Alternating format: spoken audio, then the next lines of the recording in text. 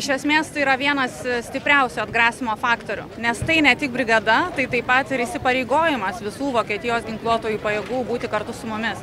Ir šita brigada, būdama Lietuvoje, jau dabar iš esmės nervino Rusiją, o tai reiškia, kad tikrai aiškiai supranta, kad ne tik tie kariai, kurie šiandien čia yra, iki metų pabaigos bus 1500, kitais metais mažiausiai 2000 ir galbūt dar daugiau karių, tai siunčia aiškiai žinia, kad jie čia yra, jie niekur neišeis, jų atvažiuos tik tai dar daugiau.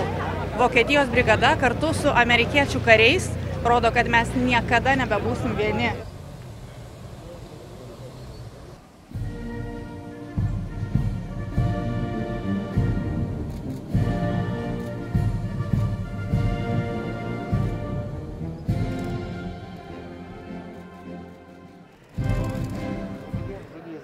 Pažiūrėsim, jeigu norės kalbėti ir pakalbinsim.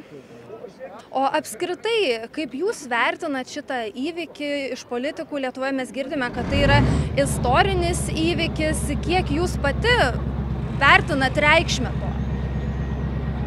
Manau, kad reikia visko.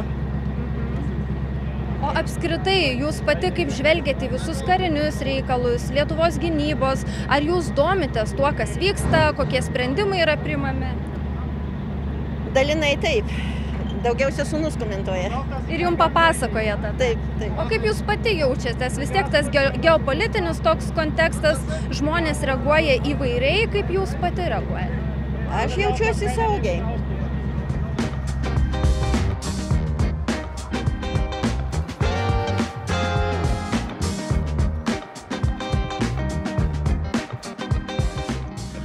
Reaguojate Vokietijos brigados dislokavimą Lietuvoje? Kiek reikšmingų įvykių jūs tai pats laikote? Na, matot, pagal tai, kiek jinai reikalinga, kiek negalima spręsti pagal tai, kaip kita pusė šneka. Jau kita pusė suirzus, vadinasi, tai reikalinga. Jūs apie rusus kalbat? Taip. Kaip jūs pats apskritai jaučiatės dabar, matydamas pasaulyje įvykius, karas Ukrainoje tęsiasi, matome, kad derybų vis dar nėra.